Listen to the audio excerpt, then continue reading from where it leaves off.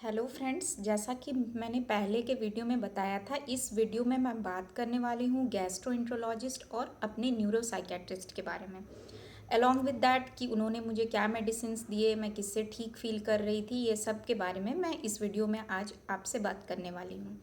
तो सबसे पहले मैंने स्टार्ट किया गैस्ट्रोएंटरोलॉजिस्ट से। रांची के एक गैस्ट्रोएंटरोलॉजिस्ट हैं डॉक्टर संगीत सौरभ, उनको मैंने दिखाया।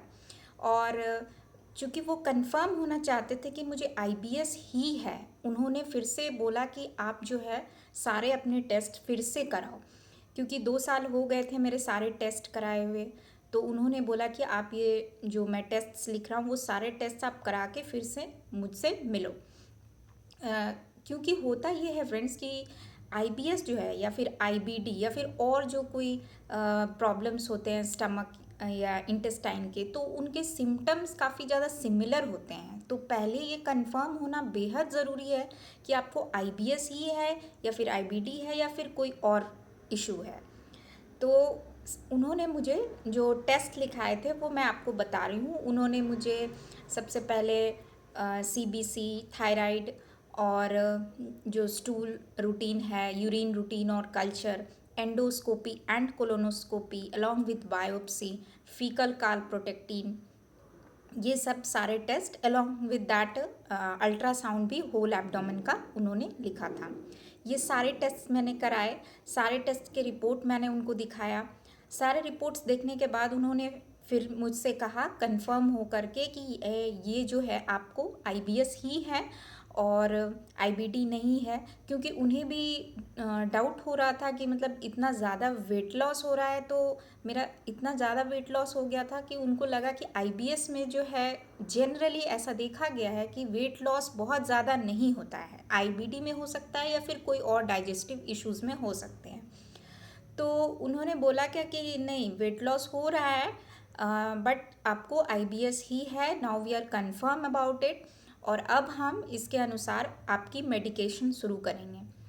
तो उन्होंने जो मुझे मेडिसिन्स स्टार्ट किए, मैं मतलब आपको उसके नाम बता नहीं बता रही हूँ, एक जनरल आपको ये बता रही हूँ। सबसे पहले वो उन्होंने मुझे एक पीपीआई दिया जो पेंट्राप्राजोल या रेब्यूप्राजोल होता है। उसके बाद उन्होंने वो एक और मेडिसिन उन्होंने दिया, रिफैक्सिमीन जो होता है उसका कोर्स वो देते थे। प्रोबायोटिक में उन्होंने VSL-3 मुझे दिया। उसके बाद उन्होंने एक एंटी स्पाज्मोडिक मुझे दिया, लिब्रैक्स या सिबिस करके आता है वो। फिर एक उन्होंने एंटी डिप्रेसेंट भी दिया मुझे। ये सारे मेडिसिन्स उन्होंने मुझे दी। फिर ये मेडिसिन्स चेंज भी हुए, जैसे कि फिर बाद में उन्होंने रिफैक्सिमीन को हटा के पिपरमिंट कैप्सूल इंक्लूड किया या फिर कुछ कुछ और चेंजेस उन्होंने किया। लेकिन मतलब ये उनका मेडिसिन्स रहा। मैं सिर्फ आपको ऐसे जनरली इन मेडिसिन्स के नाम बता रही हूँ। आप इनको सेल्फ मेडिकेट मत कीजिएगा, खुद को खुद से आप इनको लेना मत शुरू कीजिएगा, क्योंकि रिफैक्सिमीन जो होता है उसके जो डोज होते हैं वो पर्सन टू पर्सन वैरी करते हैं। वो वेट के हिसाब से दी जाती है और बहुत सारी चीज़ों को देख कर दिया जाता है। तो मैं आपको ये सजेस्ट करूँगी कि आप बिल्कुल भी सेल्फ मेडिकेट मत कीजिएगा खुद को। आप गैस्ट्रोएंटरोलॉजिस्ट को दिखाइएगा और कंफर्म हो जाइएगा कि आपको आईबीएस ही है। फिर उसकी सलाह से या फिर जो मैंने जिस डॉक्टर को दिखाया, डॉक्टर संगीत को, आप उनको भी दिखा सकते हैं। नीचे डिस्क्रिप्शन में मैं उनका लिंक भेज दूंगी, उनका कॉन्टैक्ट डिटेल्स दे दूंगी, आप उनको भी दिखा सकते हैं ऑनलाइन, या फिर आप कोई भी गैस्ट्रोएंटरोलॉजिस्ट को दिखा सकते हैं। अब तो ये तो बात थी गैस्ट्रोएंटरोलॉजिस्ट की, जिसकी दवाइयाँ मैंने 6 महीने लगभग खाई। उसके बाद आया न्यूरोसाइकेट्रिस्ट की बारी। तो अगर आप लोग ने पहले से गैस्ट्रोएंटरोलॉजिस्ट को दिखा रखा है, ये सारी मेडिसिन आप ले चुके हैं, आप कंफर्म हैं कि आपको आईबीएस ही है, तो फिर आप डायरेक्ट जो है न्यूरोसाइकेट्रिस्ट के पास जाइए। आपको दोबारा से गैस्ट्रोएंटरोलॉजिस्ट के पास जाने की कोई ज़रूरत नहीं है।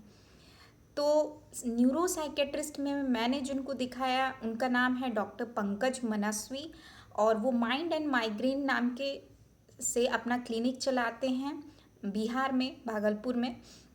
तो न्यूरोसाइकेट्रिस्ट में मैंने उनको दिखाया। तो उन्होंने स्टार्टिंग में 3 to 4 मंथ्स पहले मुझे एक B12 का सप्लीमेंट दिया, और उसके साथ उन्होंने मुझे एक एंटी डिप्रेसेंट दिया, न्यूरोपैथिक पेन के लिए एक एंटी डिप्रेसेंट भी दिया उन्होंने मुझे, और ये दोनों कॉम्बिनेशन ऑफ मेडिसिन्स उन्होंने मुझे दी। उसके बाद कुछ 3 महीने 4 महीने के बाद उन्होंने B12 सप्लीमेंट हटा दिया और सिर्फ वो एंटी डिप्रेसेंट वाले मेडिसिन्स को उन्होंने कंटिन्यू किया। और यकीन मानिए आप 1 महीने या 1.5 महीने इस मेडिसिन को खाने के बाद आप ग्रेजुअली बहुत चेंजेस देखेंगे अपने बॉवल मूवमेंट्स में, और आपको धीरे धीरे फील होने लगेगा कि आपका जो वो स्टमक है या फिर आपका जो बावल है वो इम्प्रूव हो रहा है और आप काफ़ी अच्छा फील करना स्टार्ट करेंगे। इसके अलावा मैं ये भी बोलना चाहूँगी कि जो भी आपके डॉक्टर्स आपको सजेस्ट करेंगे कि आपको करना है वो आपको करना होगा। जैसे न्यूरोसाइकेट्रिस्ट ने मुझे डीप ब्रीथिंग के लिए स्पेशली बोला था कि आप डीप ब्रीथिंग कीजिए सुबह में भी शाम में भी। उससे क्या होगी, आपकी एंग्जाइटी कमेगी। एंग्जाइटी कमेगी तो फिर बॉवल मूवमेंट्स पे बहुत असर पड़ेगा और स्ट्रेस भी कमेगा, जो भी है वर्कलोड या फिर जो स्ट्रेस है वो कमेगा। तो डीप ब्रीथिंग आप रेगुलरली कीजिए। और कुछ एक्सरसाइजेस भी उन्होंने बताए थे मुझे नेक पेन के लिए। अगर आपको नेक पेन नहीं है, सिर्फ IBS है या फिर बॉडी एक्स आपको नहीं है, तो फिर आप इसको स्किप कर सकते हैं ये एक्सरसाइजेस को, लेकिन आपको डीप ब्रीथिंग करनी है। और भी जो अगर वो आपको न्यूरोसाइकियाट्रिस्ट जो भी सजेस्ट करते हैं कुछ मेडिटेशन या डीप ब्रीथिंग या कुछ थेरेपी, तो आप उसको भी ज़रूर ट्राई कीजिएगा अलोंग विद द मेडिकेशन। तो धीरे धीरे आप देखेंगे कि आपको जो है काफ़ी फ़ायदा महसूस होगा न्यूरोसाइकियाट्रिस्ट को दिखाने के बाद। उनके मेडिसिन्स को कुछ महीने या दिन मैं बोल सकती हूँ 1 महीने के बाद से आपको उसके बेनिफिट्स नज़र आने लगेंगे। तो आप इसको ज़रूर ट्राई करके देखिए। आप न्यूरोसाइकियाट्रिस्ट में जो भी आप न्यूरोसाइकियाट्रिस्ट आपके अप्रोचेबल हैं उनको आप दिखा सकते हैं, या फिर अगर आप डॉक्टर पंकज मनस्वी को दिखाना चाहते हैं तो मैं उनका भी डिस्क्रिप्शन आपको लिंक में दे दूँगी, नीचे लिंक है उसका दिया हुआ, और उनका कॉन्टैक्ट डिटेल्स भी है। आप ऑनलाइन उनको दिखा सकते हैं और अगर आप चाहें तो किसी और डॉक्टर को भी दिखा सकते हैं। तो ये थी मेरी जर्नी दोनों डॉक्टर्स की। दोनों डॉक्टर्स के नेम, डिस्क्रिप्शन, ये सारी चीज़ें मैं नीचे दे दूँगी डिस्क्रिप्शन बॉक्स में, और आप इन दोनों को ही दिखा सकते हैं या फिर आप किसी और को दिखा सकते हैं। ये आपकी मर्ज़ी है, लेकिन आपको दोनों को दिखाना है। अगर आप गैस्ट्रोएंट्रोलॉजिस्ट को दिखा चुके हैं तो आपको दोबारा दिखाने की ज़रूरत नहीं है। अगर आप कंफर्म हैं कि आपको IBS ही है, अगर आपके डॉक्टर और आप कंफर्म हैं कि आपको IBS ही है, तो आप न्यूरोसाइकियाट्रिस्ट को डायरेक्ट दिखा सकते हैं। लेकिन पहले आपको श्योर होना पड़ेगा कि आपको IBS ही है और आपको दूसरी कोई डाइजेस्टिव इश्यूज़ नहीं है। तो इस वीडियो में जैसा कि मैंने बताया था, मैंने दोनों डॉक्टर्स के बारे में बात की, उसके मेडिसिन्स के बारे में बात की। अब आगे आने वाले वीडियो में मैं अपनी डेली डाइट के बारे में बात करूँगी, अपने एक्सरसाइज के बारे में बात करूँगी, योगा जो मेरा मेडिटेशन है, मैं क्या मेडिटेशन करती हूँ, डीप ब्रीथिंग के बारे में बात करूँगी, और सारी चीज़ों के बारे में बात करूँगी। कैसे मैंने वेट बढ़ाया, मैंने खाने में क्या क्या चीज़ें इंक्लूड की, ये सब के बारे में, डाइट और वर्कआउट रेजीम के बारे में मैं अगले वीडियो में आपसे बात करूँगी। तब तक के लिए thank you very much for listening to my video. मिलते हैं अगले वीडियो में।